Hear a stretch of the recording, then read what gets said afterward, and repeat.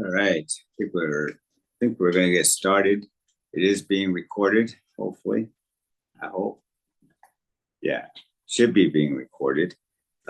So we got that going. So we'll do the replay for anybody who's missed the meeting. My name is Hector Del Valle. I'm a social worker here in Central Florida.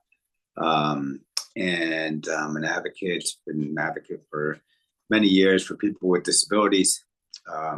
I'm 42 years post from a spinal cord injury, paralyzed from the chest down, from an auto accident when I was drinking and driving at the age of 17 years old. So I'm 42 years post, which makes me 59. And I'll be looking at 60 on January 2nd, 2024. So anyway, that's a little bit about me. We created this group from all of you that got together with me about a month ago. And we had our first meeting together as a group, and we visited, and I'm sorry about the notes. So if you have the agenda in front of you, I want to apologize for a few things. First of all, I want to apologize for the timing.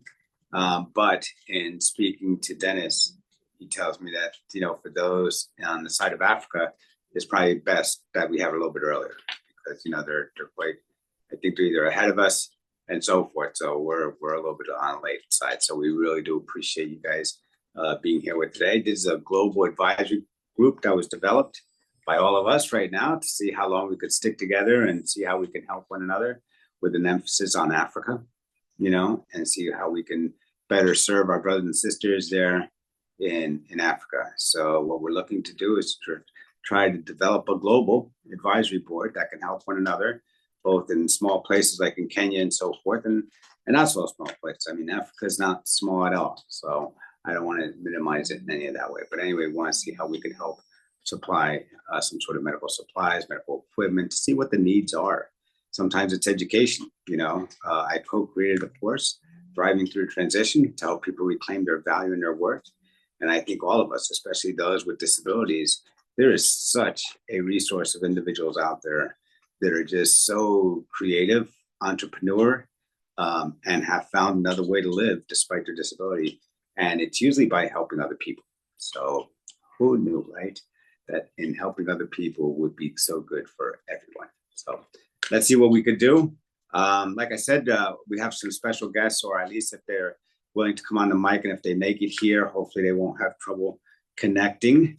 All right. But if you are receiving a copy of this video, it's because you are on the email list and you're also on the membership of the messenger group now called the Global Advisory Group.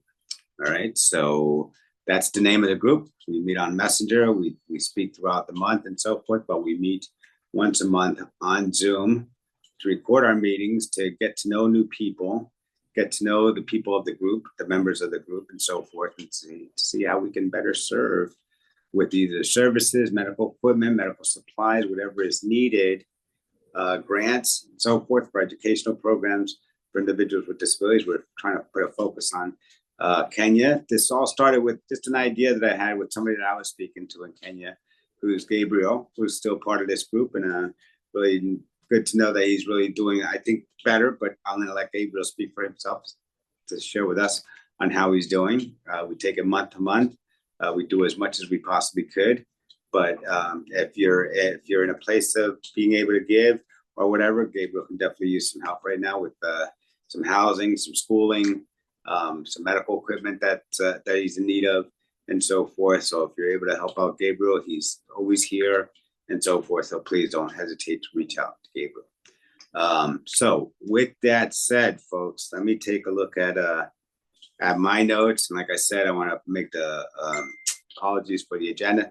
And if anybody has any questions, Timothy, Dennis, while I'm speaking, don't interrupt, to either raise your electronic hand or just turn on your mic and let me know you have a question. All right, because I'm going to try to go through this. So hopefully you guys both have it in front of you. It's the same one that I put there in the messenger list today for today. So just welcome to everyone.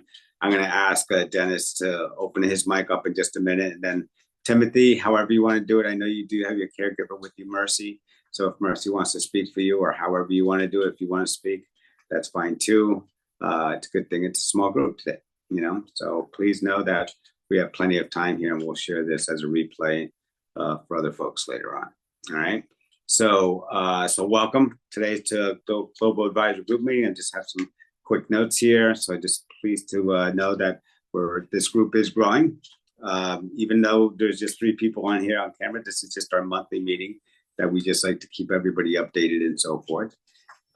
So just know that this is a group that's going to be meeting on the last Sunday of every month. We decided to go for 12 p.m. Eastern only because that's a little bit earlier for those in Africa.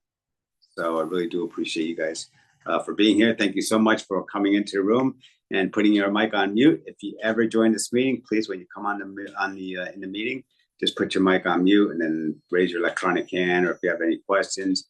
I would say ask questions in the chat, but I really can't get to the chat unless, I can't get to the chat. Anyway, so we're gonna leave it at that. So welcome everybody. Just to give you a recap, like I said, last month we met together as a group, got to meet some royalty and so forth. A good friend of mine, Bernard, who is now a king in West Ghana and so forth, to several villages, small villages, but he is willing to support us. So that's really good. And like I said, I reported last month that also my pastor was going to try to give us some names of those who are on the ground in Africa, in the continent of Africa. So we just have to find out who our friends are on the ground right now, what organizations that we are going to befriend with and reach out to and talk about some sort of collaboration as a group, or as their organization works with us. We just have to introduce ourselves, and we have to continue to build up our mission statement and the purpose of the group and so forth. And then we have to send that information out, all right, to friends, family, whoever. You just got to let people know who you are and what you're involved in and where do you need help, all right? We're going to try to keep it that basic for right now, because as we get other people to join us and share their stories and their organizations, they're probably going to be able to lead us a lot more than where I can possibly ever lead you guys. So just think of me as poor John the Baptist out there in the wilderness. It's just one voice, but now here we are, now 4. So that's so we're growing. And trust me when I say we're growing, because there's a lot of people that want to know more about this Global Advisory Board and the purpose of it and how can they help. So my thing is to try to make sure that we're all united together in what it is that we're trying to do and build and help, and the individuals and so forth. And I think there's a lot more opportunities that why we're helping a couple people here in this group that will be able to help many more later on. All right, but let's build our foundation. Let's create something here. And even if it helps one person, then I feel like I've done my job, because my inspiration was Gabriel, and I want to do something for Gabriel. We developed a friendship and so forth. And Gabriel's not just a person that's just sitting around and is waiting for people to send him money. He better not be. I hope not. But he is definitely somebody that's involved and working for his own independence, really trying to help out his mom, and his mom helps him out and so forth. And they both have disabilities. So this is a family that just stays together, and he has a strong faith and he has good support, and I just want to build on that, and bless that. So that's where my motives are coming from, I am dealing with some health issues right now, so I had to slow down a little bit towards the last couple of weeks of this month. I was battling bladder cancer and so forth for about a year. I was doing good, and then we found something else there, so I have to go into surgery on November 14th. And I'll keep you guys posted as far as how I'm doing and so forth, but just keep me in your prayers. On November 14th, I'll be going into surgery, and then they're going to take a biopsy, and then they're going to tell me, where do we go from here? How do we treat it and so forth? So that's a little bit about me, and that's where I'm at. So Dennis, if you can hear me, and if you can get your mic on, I would love for you to, introduce yourself to the group and tell us a little bit about where you're at and what you do, and just check in with us. Let us know how you're doing.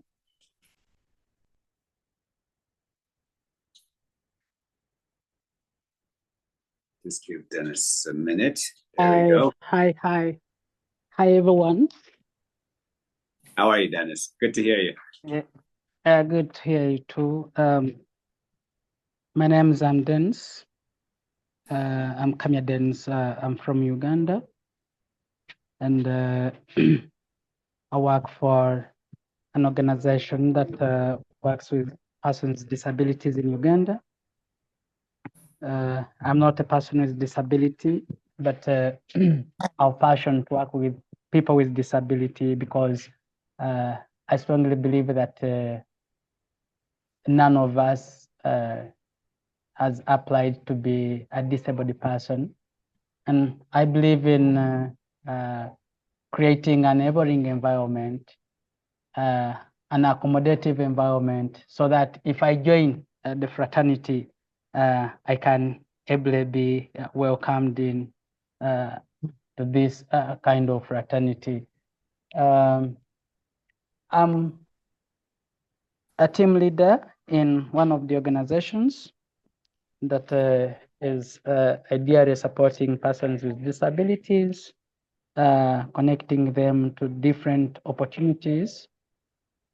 And we are located in eastern part of our country in Uganda. I want to thank you, Hector, that you have already shared with us possible and potential partners that are working within Africa and basically in some of our countries. It's just unfortunate that as we speak now, I've tried to go through the different websites from the people, from the organizations that you've shared with us. The only challenge that I've noticed, some of the organizations are not in our operation areas or in our countries. Let's say there are quite a number of organizations that are working in West Africa, and this is still a challenge. Yes, we have some organizations, like 3 among the list that you did share with us, that are working within Uganda, in our country, but the only challenge that still have not is their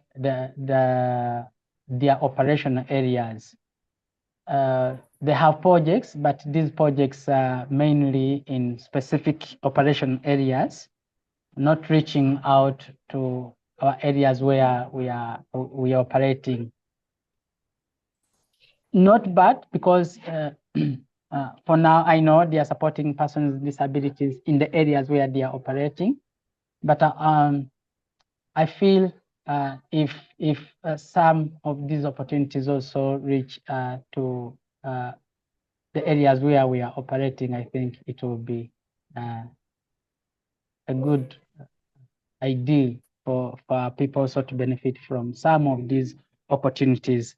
But we thank you, Hector, that you know, you've created this platform, and I know I'm optimistic that we are yet to achieve quite a number of things, but also to build a partnership with different organizations. Last time, Hector, there is time when you asked of the statistics on disability, and yes, I took the initiative, one, to find out from our national organization, that is the National Union of Persons with Disabilities, which is an umbrella organization here in Uganda. It's called NUDIPU, that brings us all together as DPOs, organizations working, disabled organizations in our country. But then when I asked about the statistics, they told me we had to contact our National Bureau of Statistics, because just of recent, we've just had a national census. Only that the only challenge that we that came out from the reports that were released, there were some I think there are mismatches when it came to disability, because we wanted to know particularly the numbers, the percentages of persons with disabilities in our country. And then, because then this data could help us in kind of lobby and advocacy, but the data was not clear. And the ministry has promised that soon they'll be releasing accurate data. And this data, I believe, will be very helpful for us in kind of when we are lobbying, if we are talking of medical supplies, we know how many people really need medical supplies in our country or in our specific areas where we are operating. If we are talking of assistive devices, because this the way the census questions were structured, they were able to capture all this. If we get this data, I believe it will be something that will be very helpful for us in terms of advocacy. I've took the initiative to reach out personally to different organizations, and that is how I've been able to discover that their area of operation is quite different from where we are operating. But nevertheless, they are supporting persons with disabilities in our country, much as not in our areas. But I've seen people in West Africa have a lot of opportunities. They have a lot of partners in their countries. It is something that I discovered when I was trying to look for partners, and also linking my efforts to what you shared with us. I saw there are quite a number of development partners in West Africa than in East Africa, where we are staying, like Gabriel is in Kenya, because we have Kenya, Uganda, Tanzania, Southern Sudan, Congo, Ethiopia. We are in the same region, so we have few development partners in this area. And when for the few that we have in our area, mainly let me talk of Uganda. I've discovered they are mainly working in areas where there is post-war.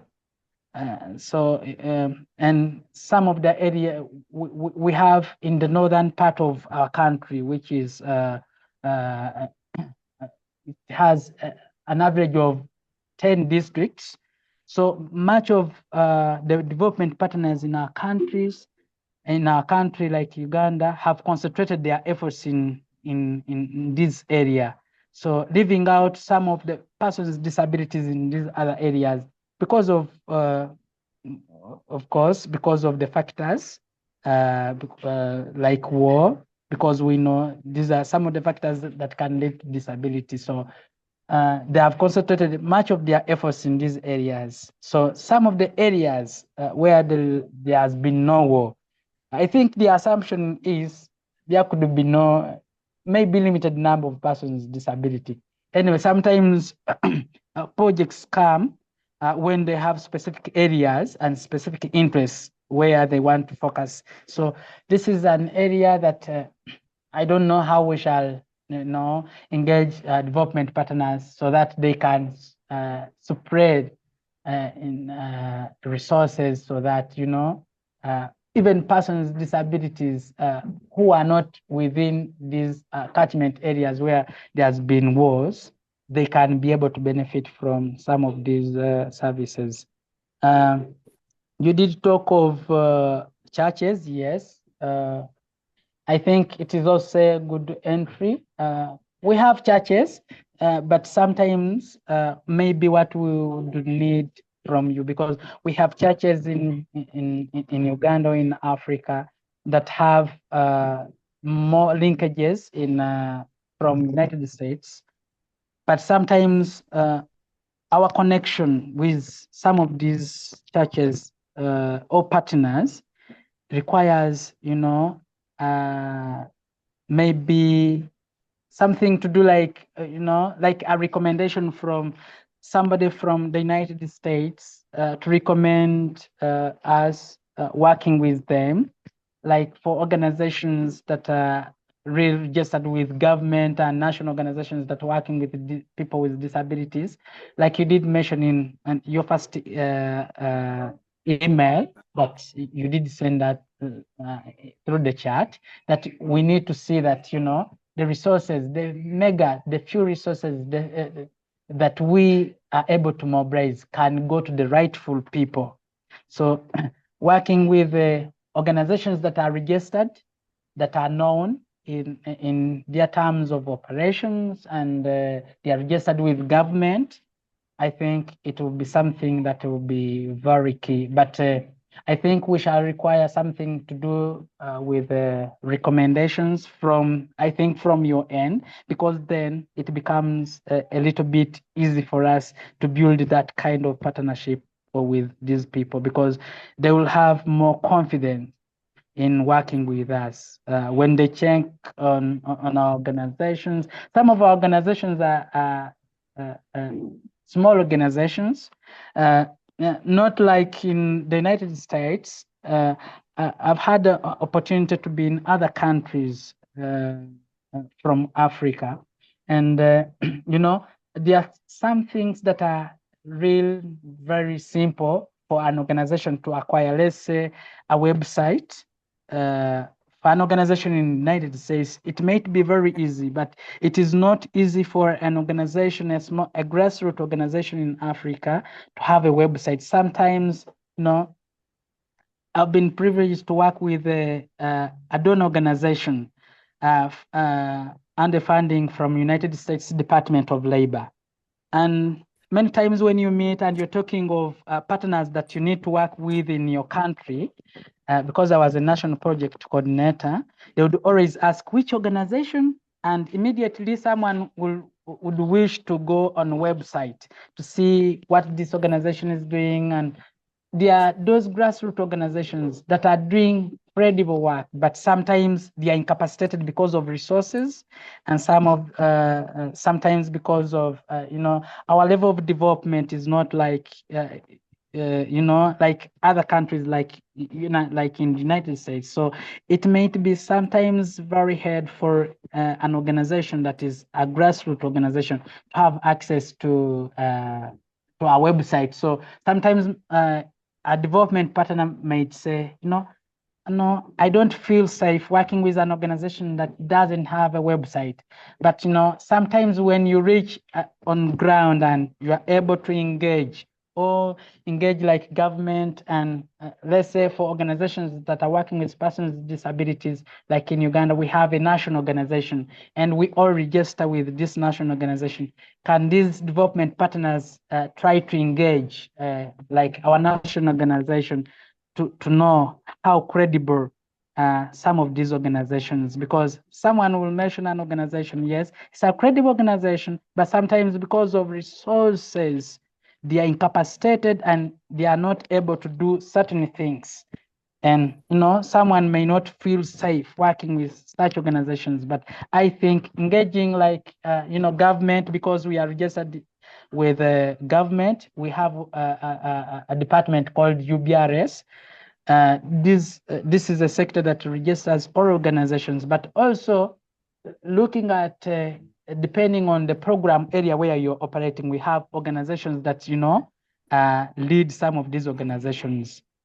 You go on and register with these organizations, and also other networks that are under the same program area. So I think this is something that, you know, can hinder us as organizations that are working with persons with disabilities that are still on grassroots.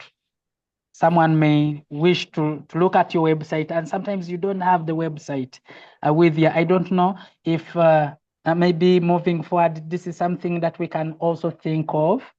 Supporting maybe these organizations have websites or being hosted. I think it can help us, you know, to create more visibility for these organizations, because there are those that would wish, but they are incapacitated financially. So if we have an opportunity maybe to support some of these organizations to have somewhere an organization that can host them or supporting them to come up with a website. I think this is something that will be very helpful for grassroots organizations. And these grassroots organizations really ideally reach the real vulnerable person on ground. Looking at our country setup, like in Uganda, we have our level of development is still low, and you'd find that there are quite a number of people that are left out. People in the rural setting are left out, and those grassroots organizations are organizations that really reach out to these people. But sometimes, because of financial constraints, they are incapacitated to have some of the requirements that may be key requirements from the key development partners that maybe would have. So if we can have this kind of support, it will be ideally very, very, very important for us and moving forward. Because now, for me, as Dennis, I don't talk as an individual, because I'm working for an organization that brings on board different persons' disabilities. So I don't speak for myself, because personally, I'm not a person with disability, but I work for persons with disabilities. So when I'm looking for resources, my focus is beyond an individual interest. So I'm looking at a strategy that can benefit more people around me than someone who do wish maybe to connect to an organization that is under disability programming, and they are able either to get medical supplies, to get an assistive device at individual level. And now it is quite different for me, because now my advocacy, I think moving forward, might change a little bit, because for me, I'm focusing at something a little bit big, because I bring on board, I work with different people, which I believe should benefit, because my needs may not be a wheelchair, but helping someone out there to have a wheelchair is very, very, very key for me. Or having medical supplies is something very, very, very key for me. So I think my level of advocacy will ideally change a little bit, because I'm not focusing at individual level. I'm not focusing at personal level, but I'm focusing at a level that brings on board different people that, are in need of these kind of services. Because I work for an organization that brings on board different people, categories of persons with disabilities. And so it's my wish that if I'm able to support them, if their medical supplies, and I hope some of these people benefit from these medical supplies. Yes, linkages can work. We can always work with these other organizations, but like I've told you, they have specific operational areas. And sometimes, depending on our operation areas, my people may not be able to benefit from such opportunities. Yeah, someone will tell you, no, we are working in this specific area, and sometimes it may be very hard for people in different areas to benefit from.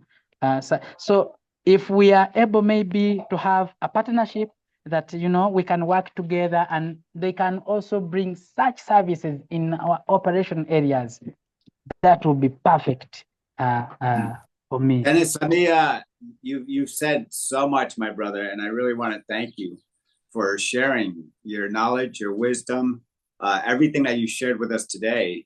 Man, I want to touch on some of those things. So just give me a minute, everybody. Mercy, I know you took your mic off there for a minute, so just give me 1 minute, because you really said some things that we really want to go back and review very quickly. So you first talked about, you updated us from the last meetings, what you were able to do from the last meeting, and you were able to review some of those contacts that I laid out in the very beginning. I think even before we did our first meeting and so forth, but you followed up on that. And that is so key, Dennis, that you followed up on it, and that you went through the list yourself, and you saw which ones were still active and which ones were no longer active. So one of the first things that I will definitely get on top of is reviewing that list again myself, taking those off that are no longer active and putting the ones that are presently active, that are presently working with programs. Second of all, you said the other thing of, how do we really put our face out there? How do we put our information out there as a group? And you talked about the need for a website and so forth. So that's ideal, that we really start considering. These are small things that, like you said, if we can just get one partnership, if we can get one collaboration with an organization that's already up and doing all this marketing, already have these websites up there and so forth, that they're providing services to people with disabilities, why not let them know that they're in partner with the Global Advisory Group? And, that gives the information about who we are, gives it a website link and so forth, and at least starts directing some of the attention of people that want to know more about what we are and what we're wanting to do would help them to provide that information and trust. Because you talked a little bit about trust, that they might not work, might not trust working with you because, one, you don't even have a website. Who are you people? What do you do? And so forth. What do you want? And that's why we have to make our message very clear as far as not only what we want, but what we want to offer as well too. Because I don't want people to be seen, especially people with disabilities, to be seen with just their hand out. In the United States, that's their problem here in regards to how we still perceive people with disabilities as wanting a hand, a hand out instead of a hand up. And there's a difference, and my good friend Willis Washington and I talk a lot about that, and how people perceive people with disabilities. Even in my own Spanish culture, we call it pobrecito, meaning poor little one. And so we feel sorry for the poor little ones if you have a disability. And oh my goodness, you just get me going on that whole thing. That's what I'm looking to change. I'm looking to change how people perceive people with disabilities. I want them to see them as a very powerful group, a very powerful population. I want to go back to some of the things that you also talked about and doing some of the research that you did on just the organizations that are out there.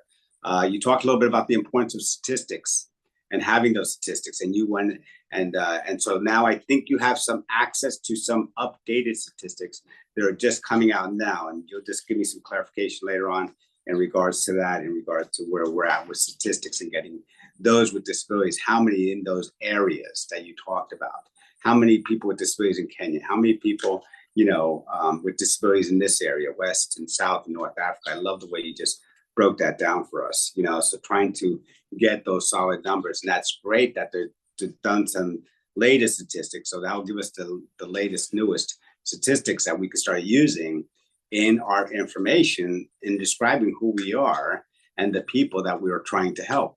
And I think that's important for grant writing as well too. One other thing too that just comes to mind, I really would love to talk to you more about that. Is for anybody else there in Africa. Africa's considered a great big land, a lot of land and so forth.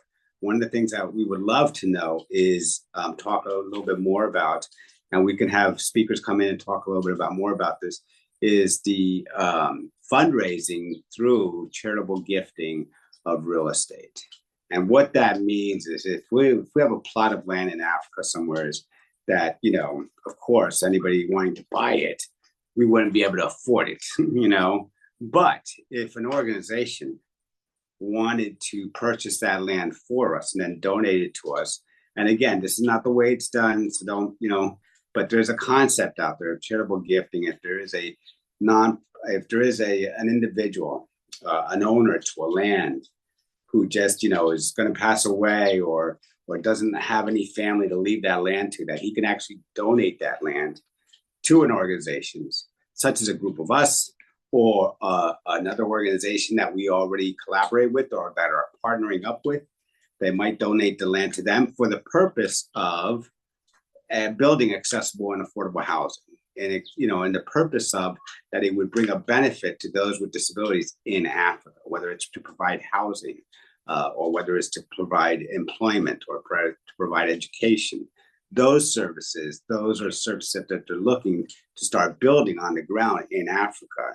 And like you said so beautifully, there's just not enough there's just not enough to go around, especially in certain areas of Africa, you know. So it's one to know those areas, and Dennis, that's where I would love your help in, is to start identifying those areas and what do they do specialize in, what people with services with disabilities are getting serviced at, what are they not getting serviced at, where are they lacking, you know. So so that's the whole thing that we talked a little bit about, that you shared with us today. So I really want to thank you for that.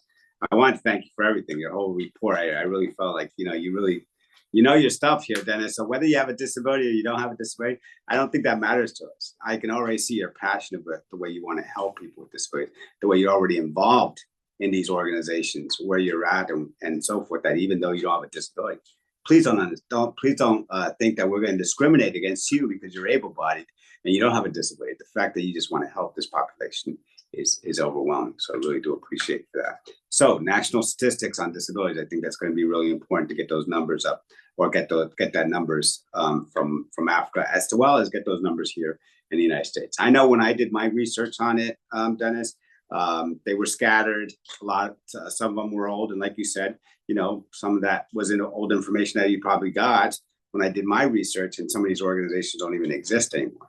So that's why we have to do our research. That's why we have to understand and develop these relationships with these organizations that got these numbers, you know, because we want to make sure that where we're getting our information from is valid and solid statistics. You know, they're valid and they're reliable, meaning that if people go and look at them themselves, they're going to find the same thing we did. All right. So, you know, getting the right statistics is really important. Definitely including a website. There is another organization here in the United States I would like for everyone to consider, and I'll send you the link on that and so forth. If you have any questions, let me know, but I would like to reach out to them as soon as possible, is United Spinal Association. So United Spinal Association, I'm not sure if I talked about them before, if I spoke to them in my last email, but there are ones that create chapters throughout the United States. So as you know, there's 50 states in the United States. Each state has specific chapters of United Spinal Association. United Spinal Association has been around here in the United States for over 40 years, advocating for those with spinal cord injuries, yes, but they do cover other disabilities. It's not just about spinal cord injuries. They are coming into the fold a little bit more, but of course, they will give special recommendations or special requirements to those who are dealing with spinal cord injury communities. I understand that, but I still think it's a door in. I think once we develop a relationship like with United Spinal here in the United States, we could develop other relationships that they've already developed that are existing already. But like you shared so well, is we have to establish ourselves, continue to establish ourselves in making sure whatever our ideas are to help people with medical equipment or supplies, that we have a program that works, that we have something that is valid, that works. Like I said, whether it's a 6-week course or whether it's a person who needs a wheelchair or somebody who needs housing, we want to be able to guide them, direct them to those areas or to those resources where they are providing it in Africa or in the US, to see how the US can help us to establish those areas on the ground in Africa that don't have them as of yet. So that's what we're trying to do. I guess we're trying to play a game of catch up, of, you know, trying to catch up as far as what people with disabilities already have, what they're using, what they're not using, what's working, what's not working, and just listen to some of those people that have been there a lot longer than we have, even though I've been around for 40 years. But this is the way I want to come back. Just one voice, just put it out there, and me and Dennis will go from here. No, I'm only kidding. Mercy, I wanted you to chime in. Are you still with us? But thank you so much, Dennis, for checking in with us. Mercy, if you're still with us, or Timothy, there you go. Hello. Thank you, Hector. Thank you for being here. Sorry, I joined late because of some technicalities and also the change in the meeting. Yes. I was anticipating that we'll have it at 4 p.m., but nevertheless, I've managed to join the meeting. Thank you. Maybe by introducing myself, maybe Dennis might not know me. I'm Mercy. I'm a professional social worker and also a special needs education teacher. I'm not a person living with disabilities, but I'm a caregiver to people living with disabilities. In our organization, I work by helping the people living with disabilities. Majorly, I've majored in those having cerebral palsy, autism, and sometimes other physical challenged. And mainly we are based in Nairobi, the capital city of Kenya. I'm in the informal settlement in slums. That is where we have our organization, which is working under the National Council of People Living with Disabilities in Kenya. So we are based in Nairobi. Our organization is not that big. It operates at the grassroots, and we've tried to partner with those big umbrellas which are dealing with people living with disabilities, though the restrictions here in Kenya are very tough. For instance, the government have stopped funding those medium or small organizations. For you to be funded, you should be under, you should be recognized or be under the National Council of People Living with Disability, which is run by the government. And nevertheless, we've tried at the grassroots for the period of when we had the last advisory meeting. I've gone out of my way. I have initiated through our director at our organization to have at least, especially those people living with disabilities and more so the cerebral palsy, to get at least some therapy at the government facilities. We cannot afford to take them to the private hospitals, which are very expensive, but at least the health centers here in Kenya and more so in Nairobi, they've assisted us at least once per week. We can be able to get one or two, not many, one or two in a week where they can be assisted. What I noted is that when we wanted to get so much and partner with the umbrellas, the big umbrellas or the big organizations which are in Kenya, we realized that most of their effort they've put in the ASO areas. The ASO areas are the arid and the semi-arid. In Kenya, we have some parts which are arid and semi-arid, the northeastern part and the northern part of Kenya, the arid. So that is where the government is now operating from, now making us to have a rough time at the grassroots, especially in the slums here, whereby we will not be able to get the support. And this one, again, it is done under the UN, and also it is under the Catholic Medical Mission Board, CMMB, which the Catholic Church has much majored in the ASOL areas. They feel like those are the marginalized communities which have been neglected. And so we tried, we even engaged some churches, but most of the churches, yeah, the mother churches, I call them the mother churches because they have been, these are the churches which are linked to foreign countries. You get a church like Catholic Church will get direct funding from Vatican City, that is Italy, or in Rome. And it becomes very hard, especially for these small organizations, to be able to be catered for. So some of the churches, maybe, though we have restrictions right now in Kenya, the Pentecostal churches, there was a crisis in Kenya which happened early last year, where we had mass killing of people in Mombasa, one of the cities. So they've put restrictions on Pentecostal churches, whereby they ought to start registering again. So I was not able to partner with some of we were not able to partner with some of the churches, especially the Pentecostal churches, which are so easy. Those ones you can be able to deal with, and then they can assist people living with disabilities. Because when you go like to Catholic Church, already it has the established, it has already the laid down rules, and it has all what they normally major in, and you find that it is very hard for you to move in and be able to mobilize together with them, because these are the people who are getting direct funding from foreign countries like Italy, where their headquarters is in Rome.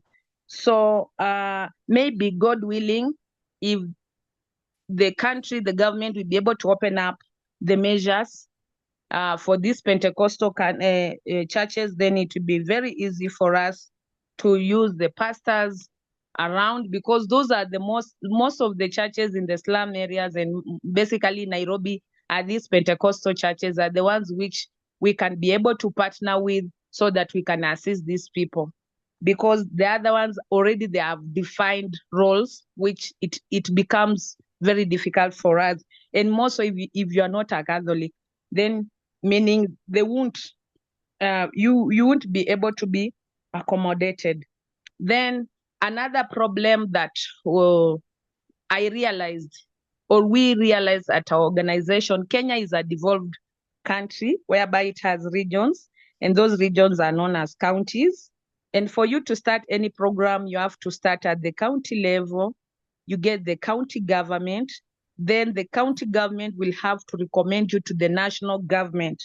Already we are dealing with one of the, I managed to get the area member of parliament, who is also disabled, the area member of parliament of, there is a constituency known as Westlands, is just based within Nairobi, but already he has a main role. I think he's leading, there is an organization in Africa, whereby when I visited him in the office, the only answer he gave me that then we should work under the government.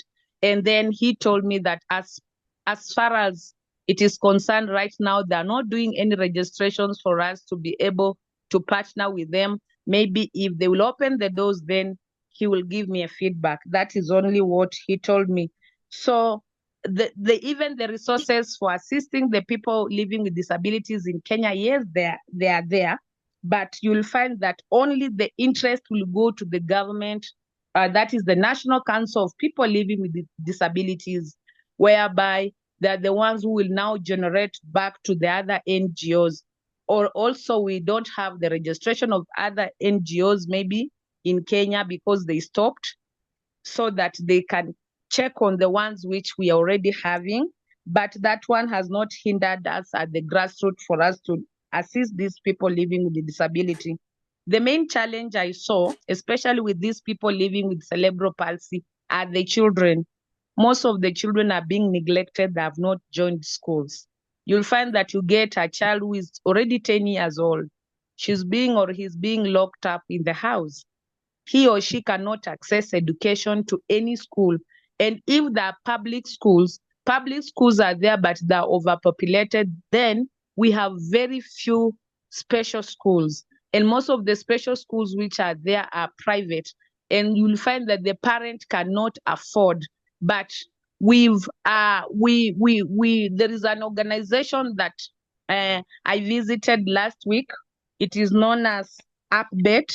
APBET means Alternative Provision of Basic Education and Training. It is basically in slums, and I think they're coming up with a good program. I talked to the CEO, who was so willing to support, and in fact, he was so positive about this program when I was sharing with him. And just because of the changes, I wished he was here, but because of the changes of timings, I think he has not managed to be here, because those are the only ones who can come in and support in areas of education, because most of the learners are not attending school. They are locked up in the house. You find that their parents are going to search for maybe some jobs for them to earn a living, and they will lock them in the house. So these learners, these children will not be able to access education even at the age of 10 years. And we have seen the government is doing so little about it.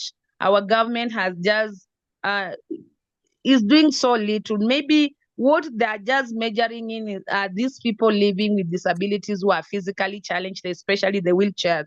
Wheelchairs are being supported. There is a church, the AIC Church, African Inland Church, which is doing well. They are being provided with wheelchairs. But when it comes to cerebral palsy, I think there is a gap. And that is the area I saw that it needs a lot of attention, because these children, if they children with cerebral palsy, then autism, if they are not going to be catered for, then you find that these children will not be able to access education and will not be able to access even medical services. Like apparently there was one who doesn't wake up, was just, he's bedridden and then taken care of by the grandmother, because at the slums we have also the HIV affected and infected. And you find that now we have also the case of malnutrition. So nutrition also comes in, and you find that now that is where we have a main challenge. So after talking to the CEO of the Alternative Provision of Basic Education and Training, I think it will be better if all goes well and these children can join those schools. But public schools are quite overpopulated, and we have very few special schools.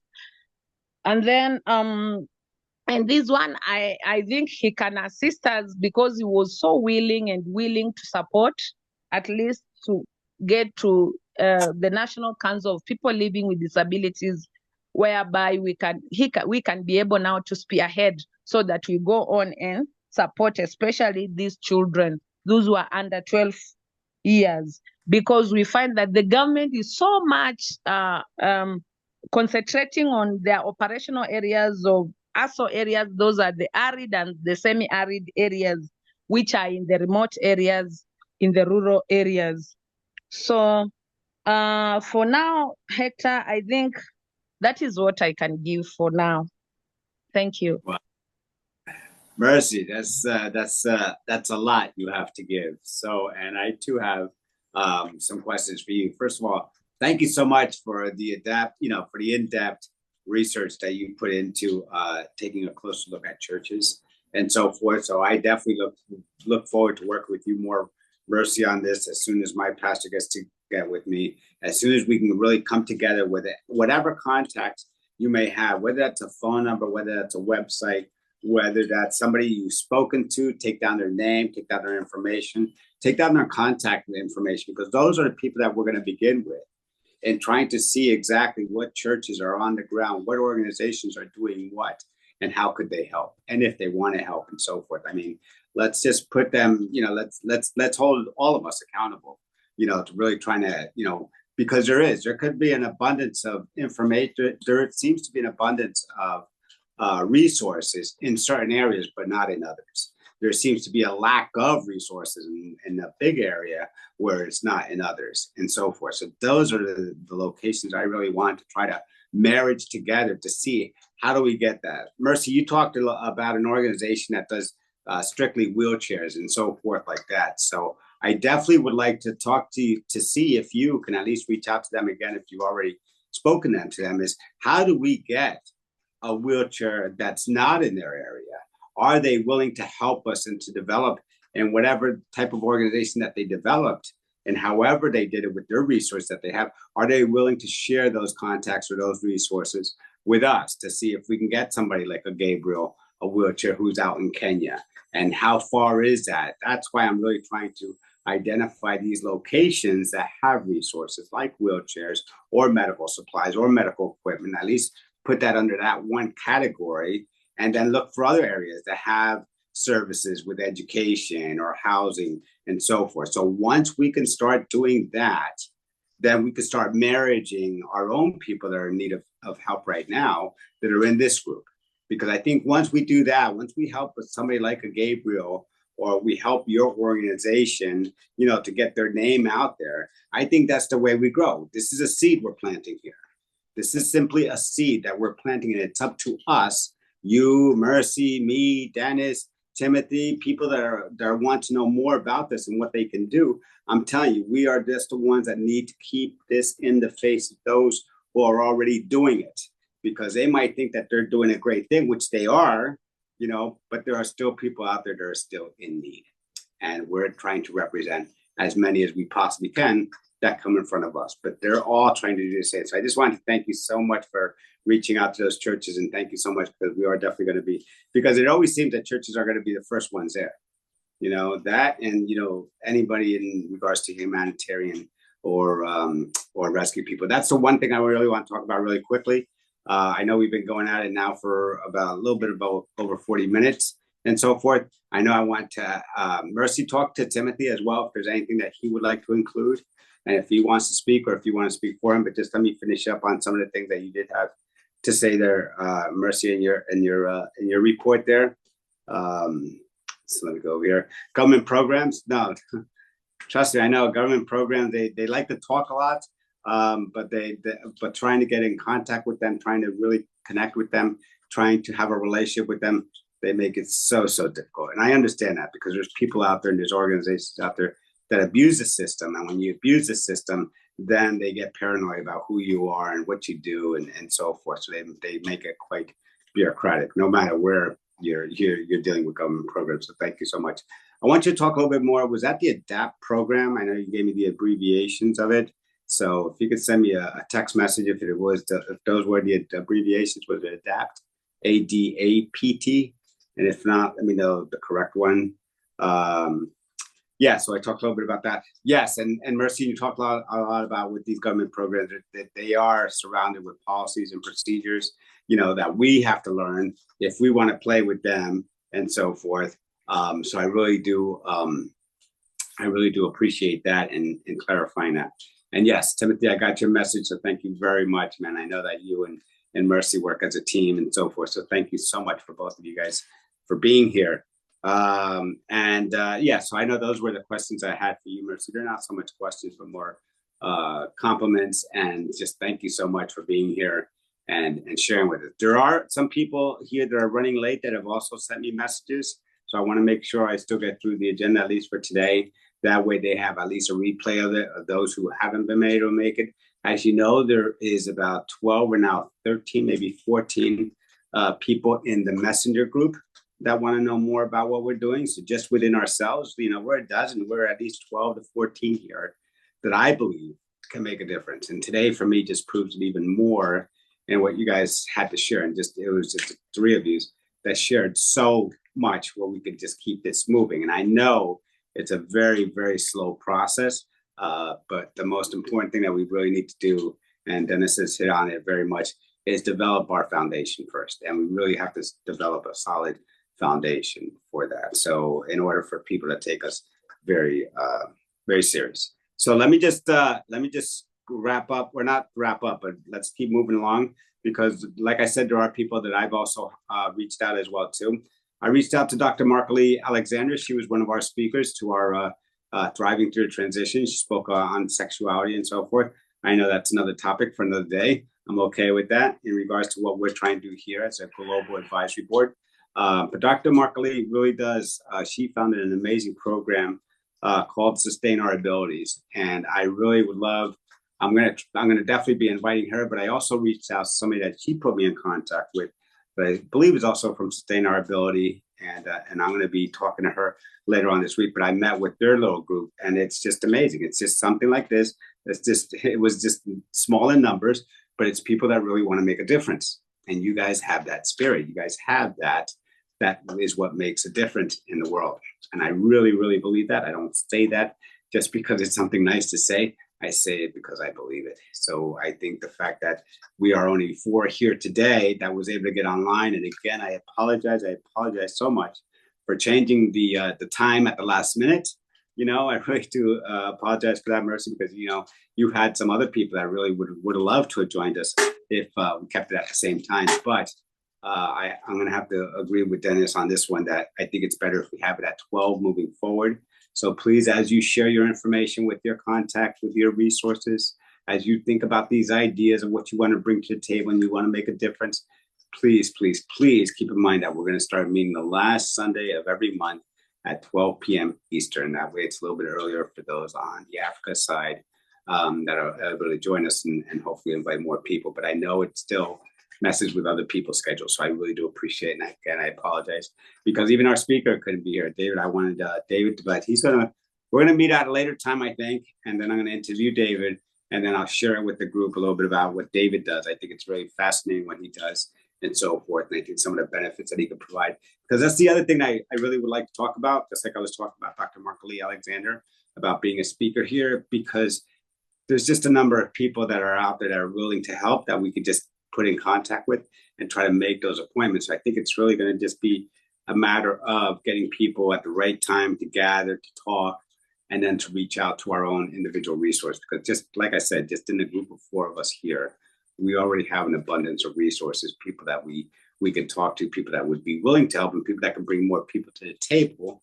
But we first really have to build ourselves as what we do and who we are. So we really have to present ourselves that way so people want to help, you know. So Dr. Markley is definitely one of those people, and I want to invite her to the table as well too. And I want to invite to see if we can collaborate with her program to sustain our abilities. So keep in mind of that. I welcome you to check it out. I'll also include it in the report that I'll give after with this replay. I'll give those links to other things that we talked about. And if you're okay, Dennis, Mercy, I want to add your notes and the questions I've asked you or the comments I made about what you guys are doing as well here. So that's a little bit about Dr. Markley Alexander from Sustain Our Ability, and of course, David Cameroon.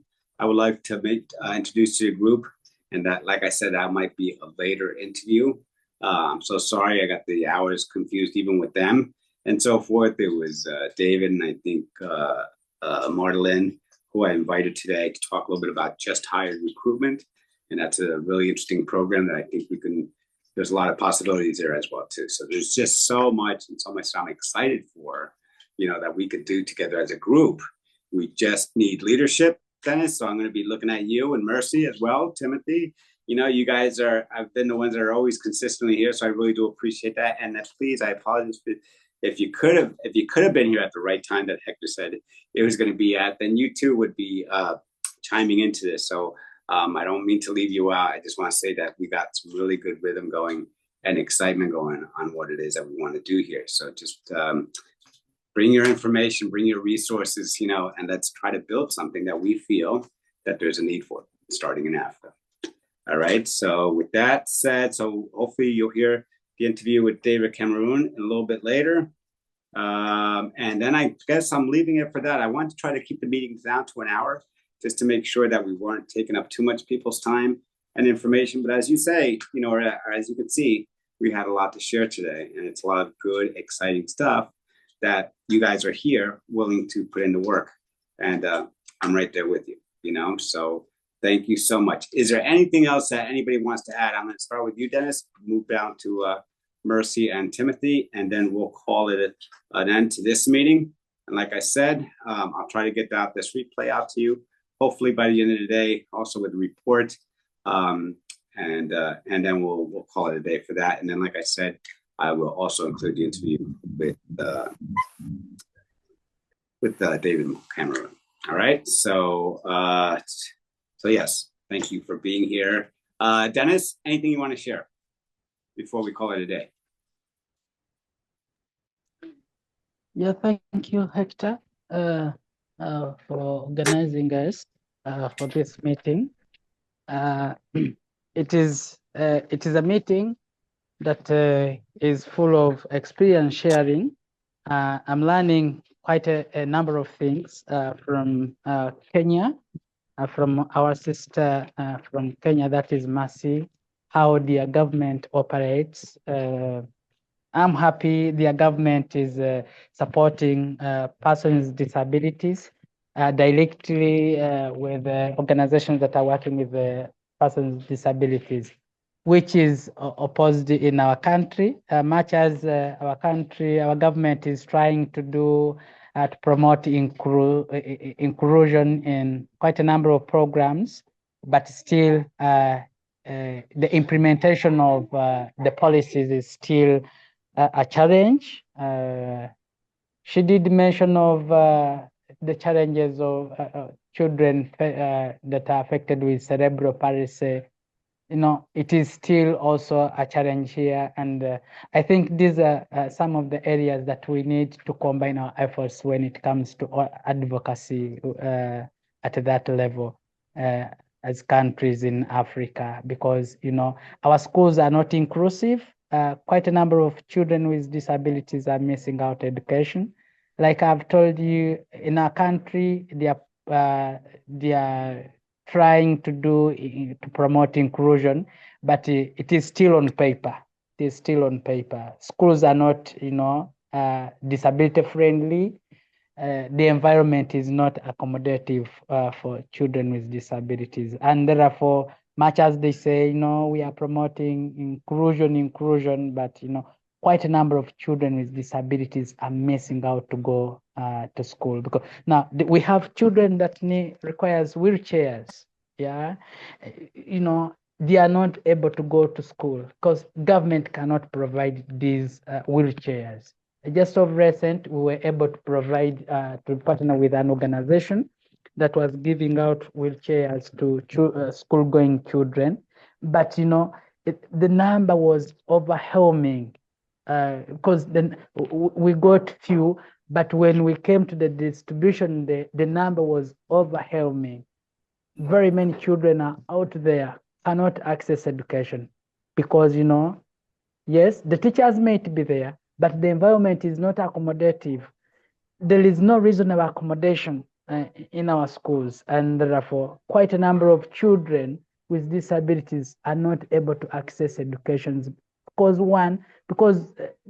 of these few small things that the government cannot provide, like assistive devices for children that requires them.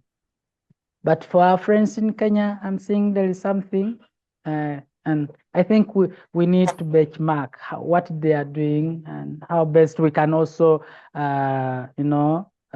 amplify our advocacy with other DPOs, because I believe that through networks, through partnerships, coming together with either action papers to government, I think something can be done.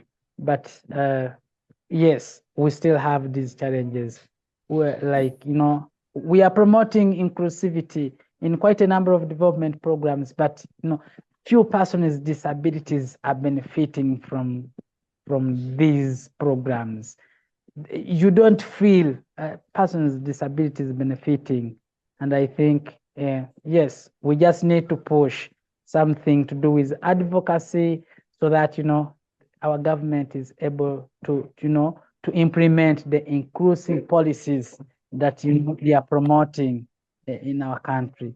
But thank you, Hector, for thinking about this, and I'm thinking something will mature. I know, advocacy, when you're doing resource mobilization, sometimes it is not a one-day thing. It requires your time, it requires a lot of brains. Sometimes, you need to give it time, engage different people, sometimes people may not buy your idea. So, it takes time. But for us, we are optimistic that, we shall get there. We shall get there. Thank you very much. Thank you, Dennis. Really, really appreciate you being part of this team. Mercy, any last words? Timothy? Yeah, okay, thank you. Thank you, Hector. There is one issue I had forgotten. At our organization also, we are trying to start a youth involvement program whereby we want to engage the youth, those living with disabilities, whereby we can teach them at least some life skills for them to be able to have a positive attitude about their disability, and also to have self-determined goals as they set up. And we are rolling it out. Once we roll, I'll keep you in touch. I'll send the pictures. It's called youth care. That's what we are trying also to do. And as I just said, the most affected are the cerebral palsy, even those who are youths like Timothy.